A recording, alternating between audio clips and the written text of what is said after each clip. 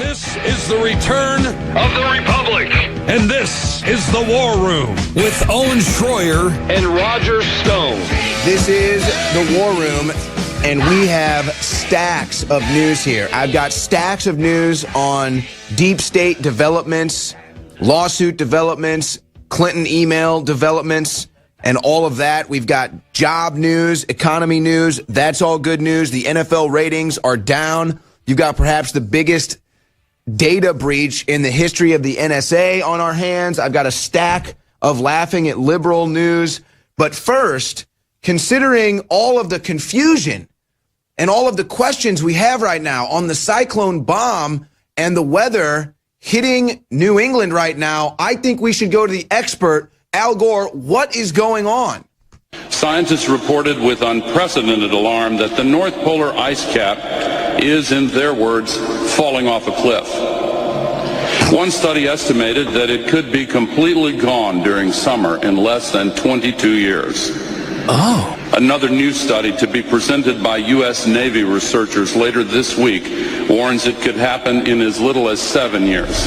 It's the Man Bear Pig. Tonight, with much of the country in a deep freeze, the Great Lakes are battling a record-breaking, bitter onslaught of snow. Tonight, more than 200 million Americans dealing with an Arctic blast. Winter weather alerts from the Rockies to New England, even into the deep south. Well below zero for wind chills once again, and the pattern is such we might see some snow across the southeast. This is just wild, Al. In Lorain, New York, firefighters tunneling their way into this home. Is that Al Gore's house? Trapped inside. I think Al Gore's in there. Don't stop. The co-founder of the Weather Channel now says man-made global warming is a myth made up to push a political message. This is an incredible bad science. All right. We need a mass of volunteers to Al Gore's house immediately. He has been snowed in.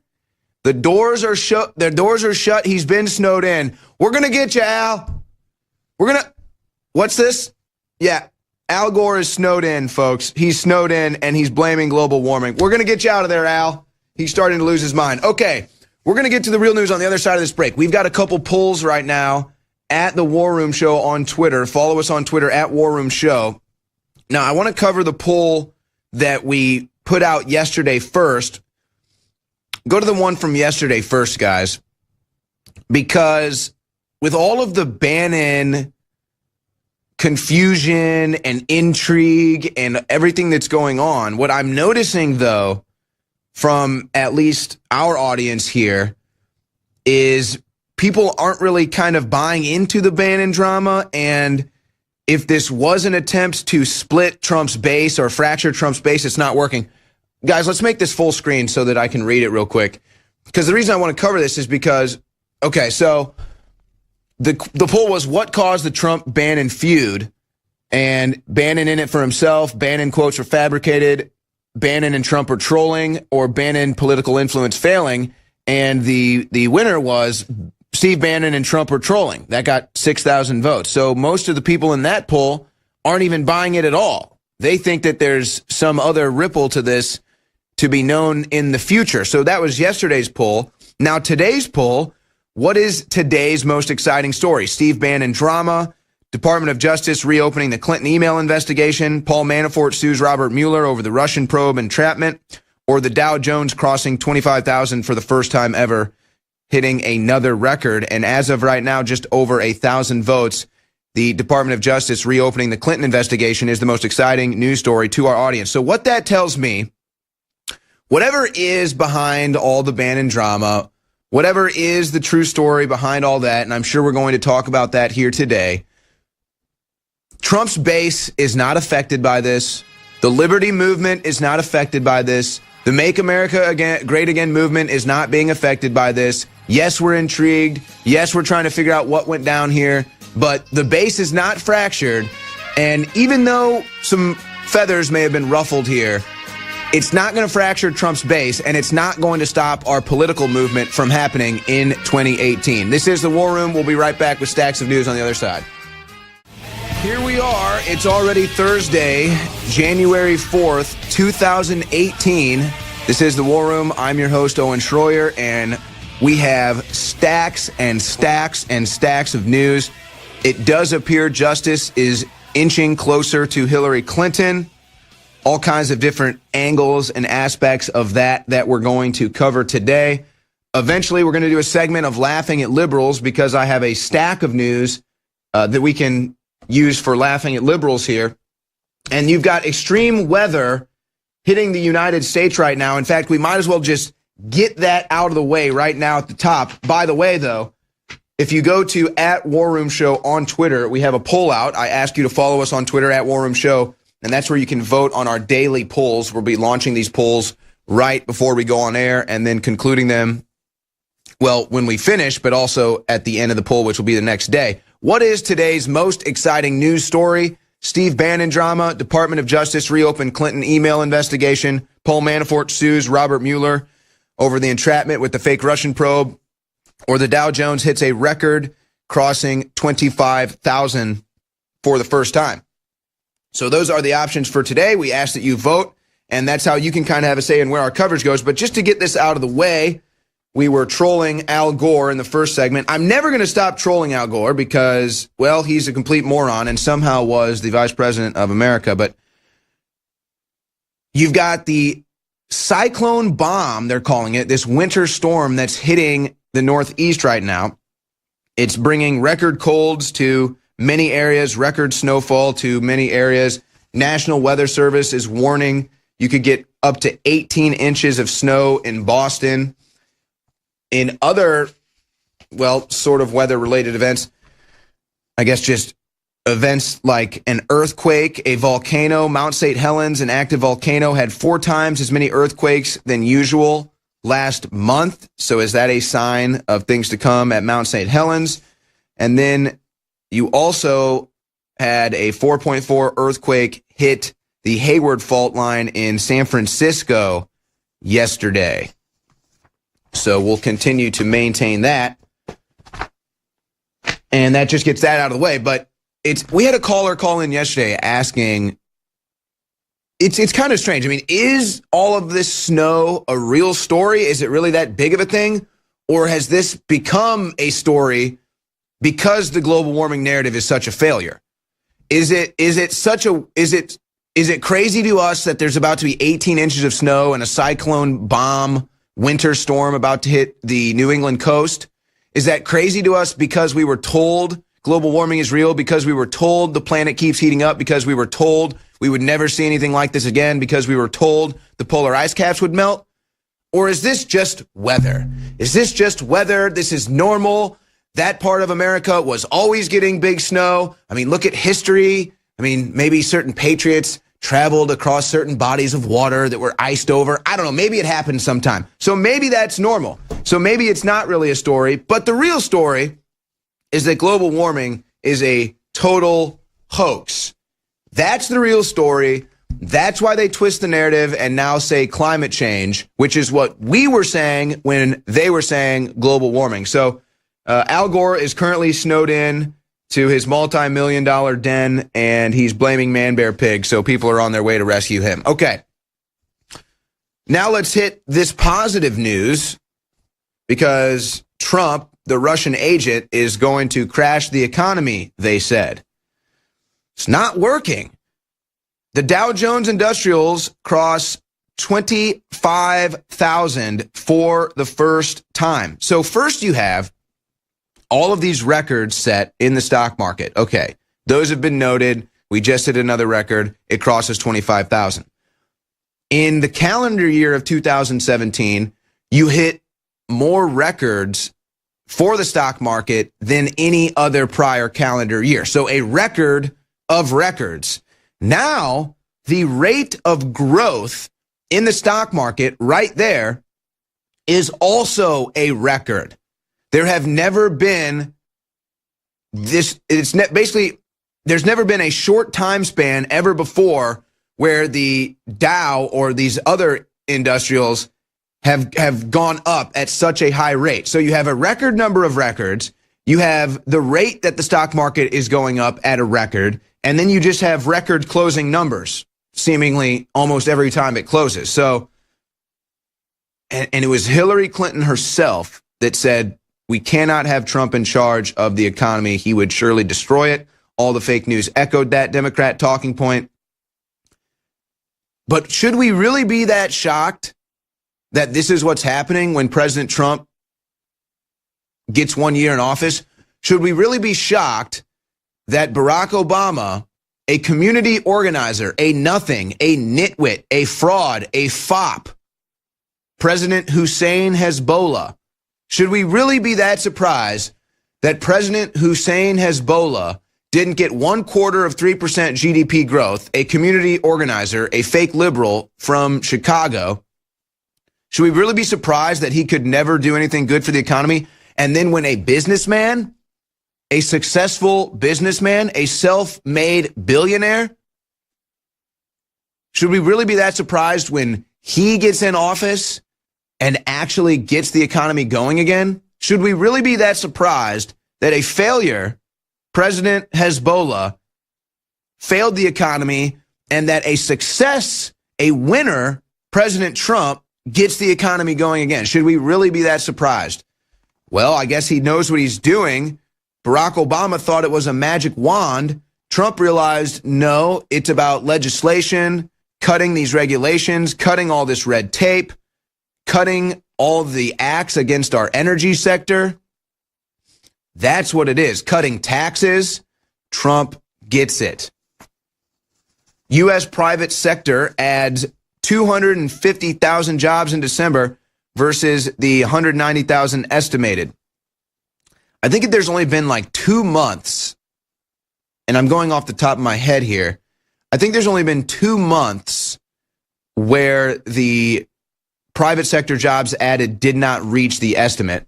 And one of those times, I think it was either November or October, it was because they set the estimate so high because jobs kept getting created at such a high rate. They set it too high. They couldn't possibly reach it. It was still huge jobs growth. So another month of positive jobs growth, and another month of the fake news being completely wrong about Trump crashing the economy.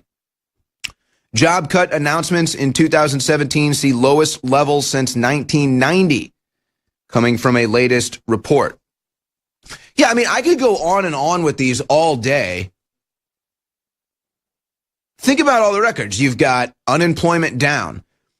And we can sit here and do the tactic, and we only do this because this is what the racist liberals do, where you say black unemployment is reaching record lows, Hispanic unemployment is reaching record lows. So that's just kind of how we fight back against them trying to race bait and play identity politics all day long, because they fail at that too. But it's about all of America benefiting. It's about all of America getting a new job. It's about all of America getting a raise. It's about all of America getting a tax cut. Food stamps under Obama reached record highs. Now they're going at a different trajectory, and we have some areas where we're seeing welfare reaching record lows now. So yes, that's what we need. We can't have a population dependent on the government.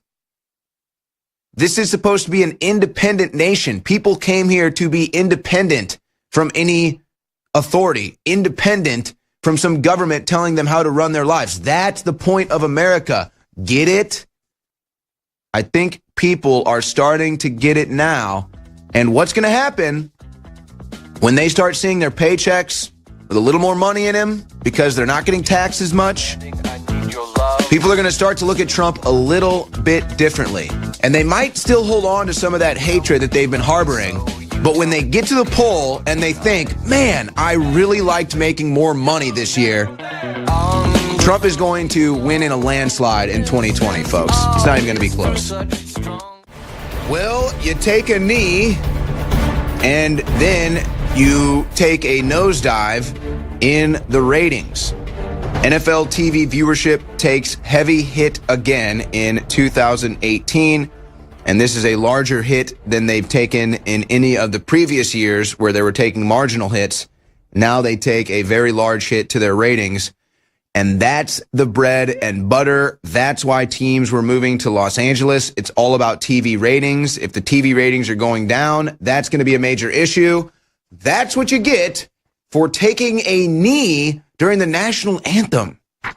Not a good public image. Oh, but if you wear cleats that mimic Christmas Santa Claus hats, then you get fined. Okay, that's where the NFL stands on that. How about this headline here? Chinese President Xi Jinping orders army to prepare for war in chilling footage. Now, I've always said this. North Korea is not the real threat. China is. North Korea is basically a junkyard dog for China. And Trump, I believe, is aware of this, and that's why he calls China out for sending oil into North Korea. But now the U.S. military is doing jungle training. Obviously, you've seen what's been reported about what's going on in North Korea, where they launch. I shouldn't be laughing. It's just, I mean, it's kind of indicative of the state they're in, where they launch a missile and hit themselves. I mean, think about that. Nobody wants World War III. At least nobody here. No, I don't think any general population wants World War III. But you know somebody does. And Xi Jinping is now ordering his army to prepare for war. All right, we're going to be joined by John Rappaport coming up in the next segment. Tyler Nixon will also be joining us in the third hour. I've got a stack of news here, but we're going to knock this out in a full self-contained segment. So we'll probably do that. This stack of news is so important that I need to focus really hard and make sure that I'm in the full zone when I get to the stack of news, because the developments right now that are inching closer and closer to Hillary Clinton are huge. The developments right now exposing the fake Russian investigation and Robert Mueller's team is getting closer and closer. And there's just multiple angles here. And then you ask, what is Jeff Sessions doing?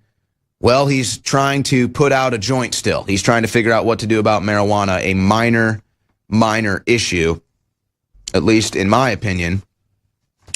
But let's play a clip here, because this is what we told you was going to be coming. Guys, let's prepare clip 6 here. So slowly but surely they are trying to create this narrative that Trump is unfit for office. You've been seeing it everywhere, whether it be a tweet, whether it be a statement he makes, whether it be him photobombing his son Barron Trump over Christmas, whatever it is. They think he's nuts because that's them actually projecting their mental shortcomings onto President Trump. But regardless, you're starting to see this more and more.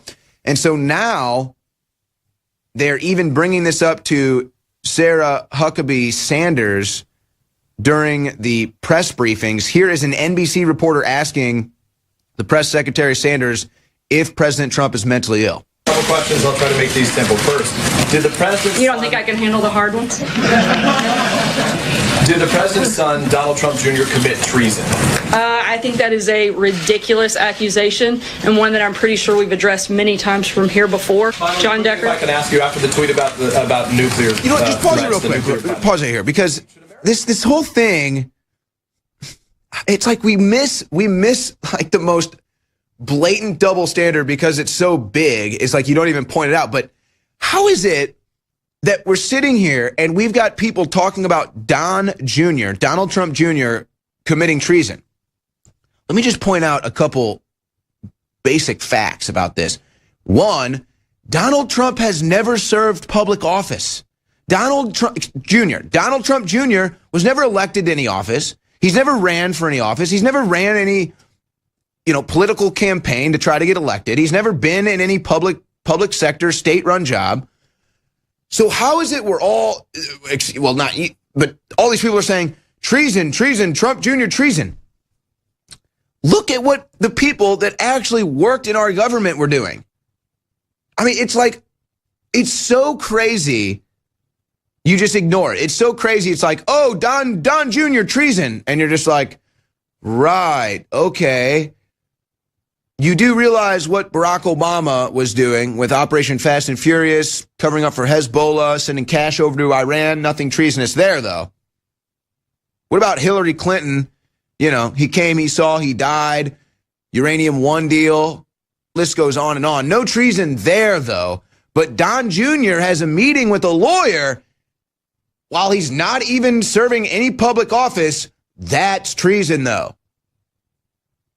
These racist liberals really show their true colors as complete partisan hacks when they ignore these double standards. All right, so now let's go back to this reporter about to ask Sarah Sanders if Trump is mentally ill. Be concerned about the president's mental fitness, that he appears to be speaking so lightly about threats regarding the nuclear button. I think the president and the people of this country should be concerned about the mental fitness of the leader of North Korea. He's made repeated threats. He's tested missiles time and time again for years. And this is a president who's not going to cower down. North Korea hit themselves. North Korea hit themselves with the missile. Stop the tape. Stop the tape. North Korea hit themselves with the missile. Do you understand that? North Korea hit themselves with a missile. Donald Trump is not the one that's mentally ill in this exchange. All right, let's finish this clip. And now his former ally, Steve Bannon. By attacking critics and key institutions in our democracy, isn't the president engaging in authoritarian behavior? Not at all. The president's simply responding often to news of the day. I think if the president can't respond aggressively to an individual like the leader of North Korea that continues to threaten Americans, then that's a dangerous place that we don't want to go down. Authoritarian behavior. So Trump gets into a Twitter spat with Kim Jong-un, and then you compare those two, and American liberal media is reporting that Trump is the one that's mentally unstable and that Trump is the authoritarian. Can you even write that? You could write that into a script and pitch that as a movie idea, and people would think you're nuts because it makes so little sense. But that's what you get from liberal media in America between Trump and Kim Jong-un. Trump's the one mentally ill, and Trump's the authoritarian when being compared to Kim Jong-un. All right, John Rappaport is going to join us on the other side. He's got news on some vaccines that he wants to report on, so you're not going to want to go anywhere. John Rappaport, No More Fake News on the War Room right after this break. And I am now joined by John Rappaport from NoMoreFakeNews.com. In fact, we're going to be discussing some of the topics he's been covering there. First, John, I want to get into your story from just before New Year's. Contaminated chemo drugs, the FDA, and chemical warfare against the public. Now, I've always felt that chemotherapy was not the answer for curing cancer. In fact, many studies show that it makes it worse. But in this story, you highlight a complete another layer of this, where not only could it be that these chemo drugs aren't working, but after the FDA already realizes they're toxic, they're still sending chemo drugs into the market that the FDA already knew is toxic. Exactly.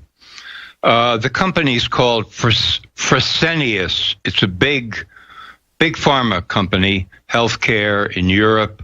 They have manufacturing facilities around the world, and they manufacture components of chemo drugs. So this is twice now that the FDA has discovered that the company has been lying and defrauding and endangering the public, because the company does tests on their assembly lines to see that the drugs, aka chemo poisons, are pure poison, right? Yeah, we got to at least give you the clean poison. You know, we don't want the poison to be toxic. Yeah, exactly. And so they have stopped these tests over 400 times, because obviously they were afraid that the results of the tests would show that the chemo drugs have been contaminated with other poisonous elements not on purpose. So the FDA went after this company a few years ago and said, you can't do this, boys. And then they went away, and the company kept doing this, and now the FDA has gone back to them again with a more, quote, severe warning letter.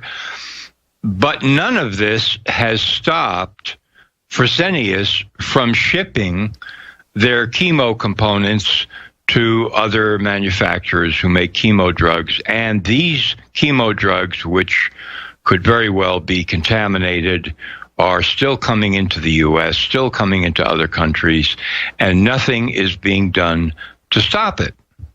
So this is an incredible scandal that's being reported, sort of lightly here and there by the press, and certainly is not targeting the FDA as it should, because the FDA is committing a major, major crime against the public by not shutting down this company and by not shutting down their ability to export these chemo drug components into the United States. The FDA is essentially saying, well, we don't like what you're doing. We warn you that if you keep doing this again, we're going to stop allowing you to export the drugs. But in the meantime, while you fix the situation, and we recommend you get an outside consultant to help you, you can still ship the poison chemo drugs with the added contaminated poisons wherever you want to.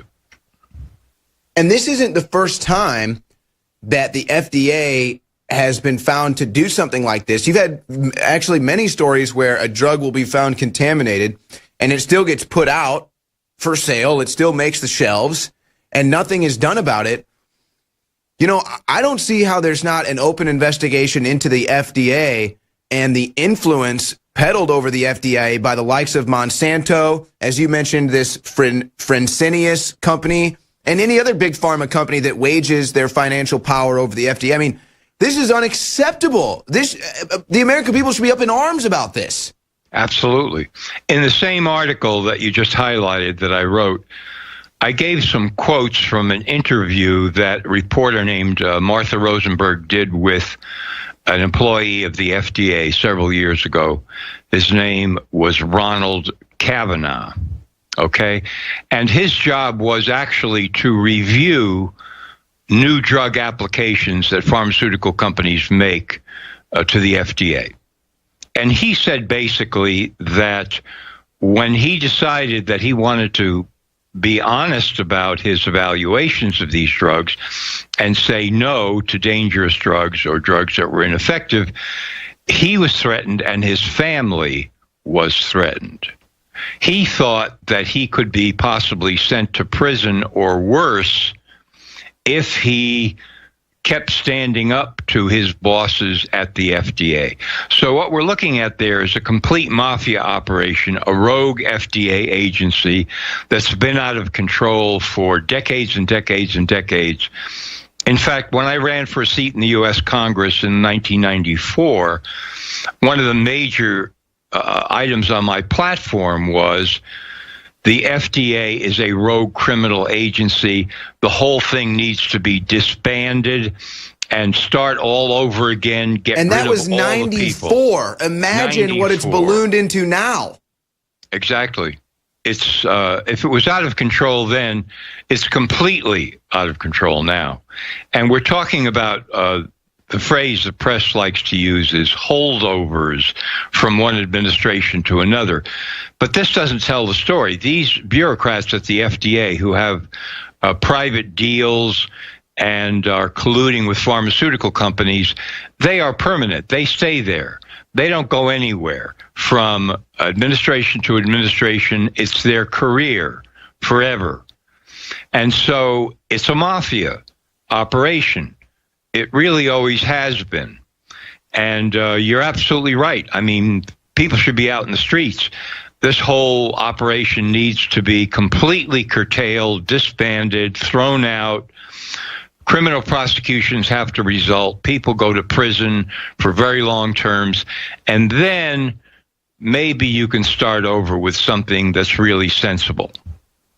No, well, I heard a tape of Donald Trump that was secretly recorded talking about, touching women. I don't have time to protest the mass poisoning of an entire society. I don't have time for that protest. That's no good. But, it's amazing to me, as we sadly joke about this, you have Jeff Sessions, who is obsessing right now, trying to, I guess, stop marijuana from getting legalized or decriminalized or whatever it is. That seems to be his obsession. I mean, it seems like all the time that's all he's talking about or doing. Look at the numbers. How many people die a year from marijuana? A handful, maybe, and it's probably from, poisoned marijuana, which gets into the hands of an end user because it is illegal and on the black market, versus how many people die a year from big pharmaceutical drugs. I forgot when we crossed the threshold, John, you probably remember this, but just a few years ago, the CDC's own numbers released, they crossed a threshold, more people dying from opiates and serotonin reuptake inhibitors than heroin, cocaine, and some other hardliner drug, I think maybe meth or something. All three of them combined, more people are dying from big pharmaceutical pills. Yeah, the study that I always cite is July 26, 2000, Journal of the American Medical Association. And that's a conservative estimate by Dr. Barbara Starfield, Johns Hopkins School of Public Health. I've interviewed her. 106,000 people a year in the United States die from FDA-approved pharmaceuticals properly prescribed. That would be 1 million people per decade. 1 million per decade. And I asked Dr. Starfield, has the federal government ever approached you to help them deal with this? No. Has the federal government ever mounted a program to remedy this ongoing tragedy? No, was her answer. This goes on and on and on. And every government official who's aware of this, and many are, believe me, are complicit in the crime, the ongoing crime about... And I think that's because Big Pharma has become part of the embedded deep state. This is one of the vaccines that the establishment tries to push on us every season. They do advertising campaigns all over the major sports leagues, all over schools. It's everywhere. Get your flu shot. But the strange thing about it is that they admit that it's not effective. They admit that by the time they get the vaccine out there, the flu virus has already changed and evolved into something that they aren't prepared for. Yet they still push it knowing it's ineffective. And so here we are, John. Another year goes by, another season where they talk about the flu virus, they talk about the flu vaccine, they push the flu vaccine, and then everyone that gets the flu vaccine ends up getting the flu. Well, when will the flu vaccine myth be finished? I mean, this is truly a myth. Yeah. One of the big parts of the myth was exposed in the British Medical Journal a few years ago. In fact, I'm just about to post a piece on this now because we're being told, the flu is spreading to 37 states, et cetera, in America. Every year, hundreds of thousands of blood samples, or rather respiratory samples, from so-called flu patients are sent to labs for analysis. And the overwhelming percentage come back with no sign of flu whatsoever. This is boggling to people, but it was exposed by Peter Doshi in the British Medical Journal online. And what it means is that your typical flu symptoms like fatigue and fever, chills, etc., cough, these symptoms can be caused by a whole variety of different things. And doctors generally say, well, this is the flu, this is the flu, this is the flu. The CDC adds up all kinds of numbers and claims that they know that there are so many cases of the flu. But this is a complete lie. Because, again, overwhelmingly, when you send samples to labs, they come back with no sign of any flu virus whatsoever. And yet these people are all being diagnosed with the flu.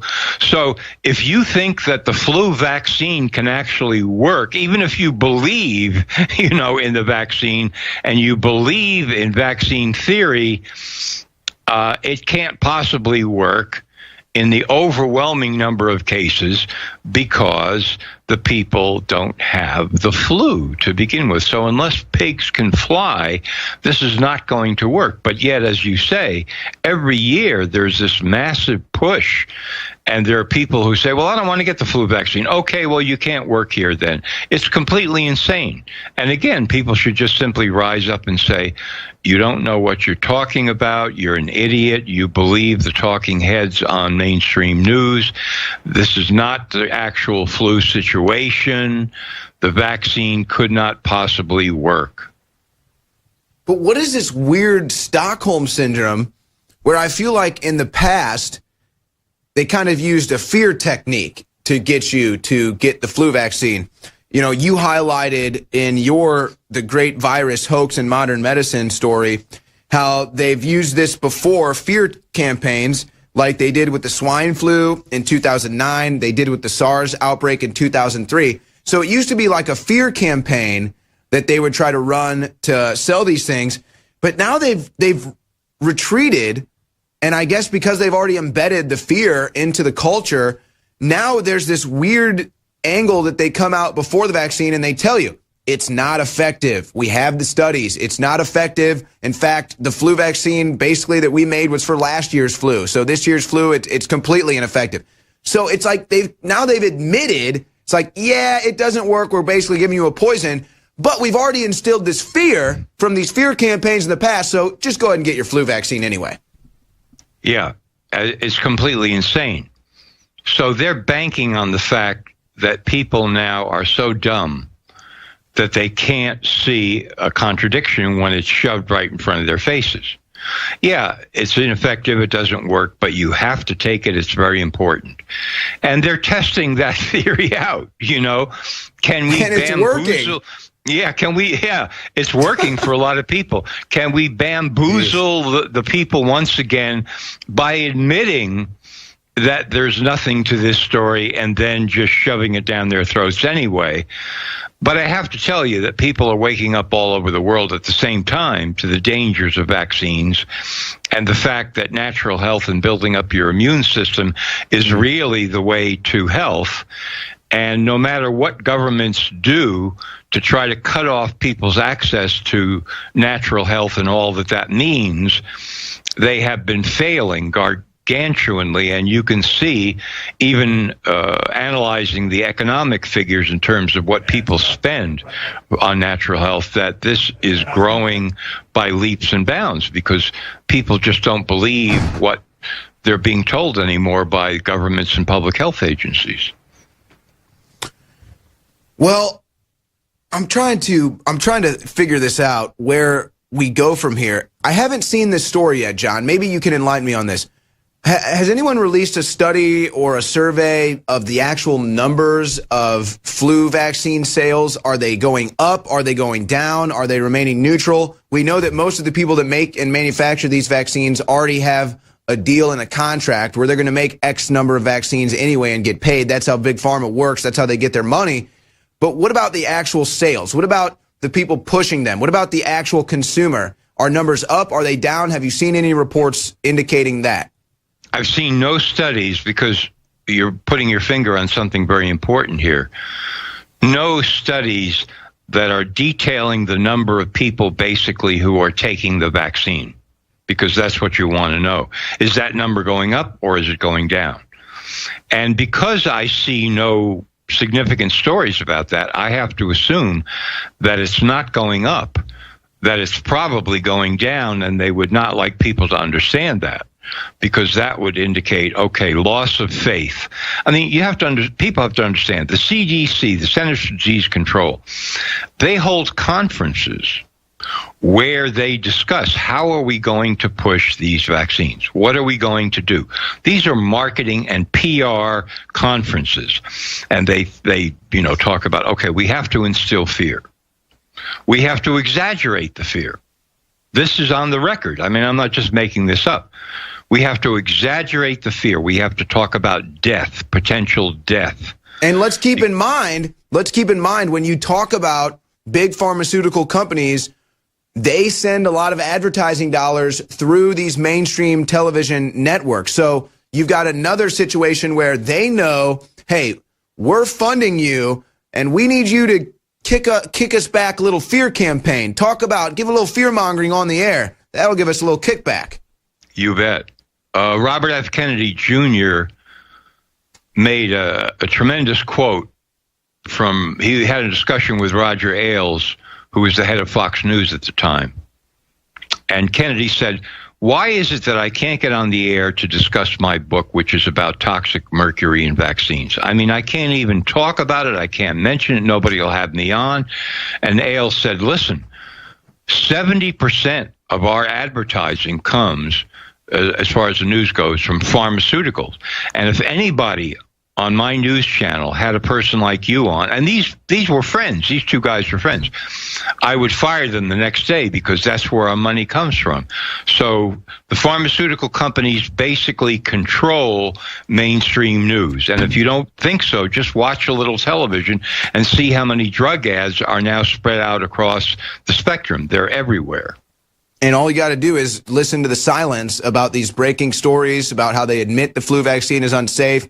Old vaccines like Gardasil and the dangers of that. Look at how they never cover that. That's totally based on the synergy they have with Big Pharma. John Rapport, thank you so much for joining us. You can find all his work at nomorefakenews.com. There goes John Rapport. Now, for us, you know that we are now live 10 hours a day, Real News with David Knight, The Alex Jones Show. He's on almost 4 hours every day now. And then The War Room from 3 to 6 with myself and Roger Stone. It's all possible because of your support at InfoWarsStore.com. So I urge you, get to InfoWarsStore.com before the New Year's extended sales are up.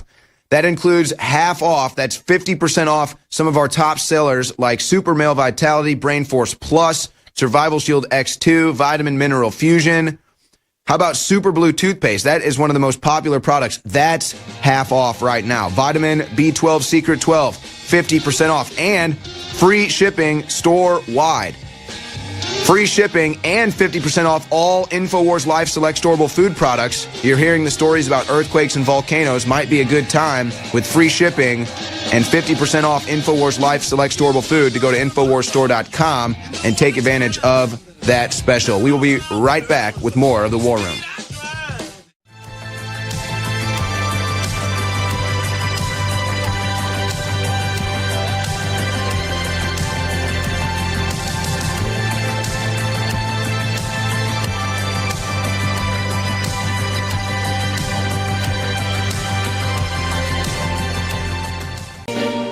Yes, I've been living inside of you, but I guess it's time I set me free, and there's nothing that you can do. I hope you can see. I can't seem to keep people around me, cause I'm scared that they might know the truth all about me. Then they might doubt me, there's no other route. I wanted to shout, but it's too late now cause I'm drowning. Got two-faced like I'm a clown, man. Life is too great, no, it's astounding. I'm in good shape, ma, but you know that I'm growling like a cup in a cage. I can't cope with this hopelessness, though I try to be open and go with it. But I'm soaking in the pain like the wind never stop flowing in. As I'm floating in a glowing river through a golden gate, trying to motivate. Yeah, I do my fucking best, but there's two voices in my head, I just can't. I just fucking can't. Yes, I've been living inside of you, but I guess it's time I set me free, and there's nothing that you can do. I hope you can see me. Yes, I've been living inside of you, but I guess it's time I set me free, and there's nothing that you can do. I know you can see. Big, what you working like this? You be fine, trust me, just in time to get along. No, leave me alone. Why, yes, can you see that you are alone, big? We're now sitting in our own throne, big. We need nobody, can you see it through? But it's not you who I should be listening to. Guess what, big? Nobody fucking needed you. No, and nobody fucking needed me. Yeah, they never needed us. Like when they nailed Jesus up, there's no fucking happen that they don't believe in us. But they my friend, I'm the only one that you can trust. Yeah, god damn it, you an idiot. Go online, be a slave for the media. And you forgot what your father said. Are you serious? Look at yourself, big. You fucking idiots. Cause I've been living inside of you. But I guess this time I set me free. Oh, I love this. I love There's nothing that you can do. Funny guy is always I see. I know you can see. Can you see it, baby? There's no one else. Cause I've been living inside of you. You have to accept it. But I guess this time I set me free. And there's nothing that you can do.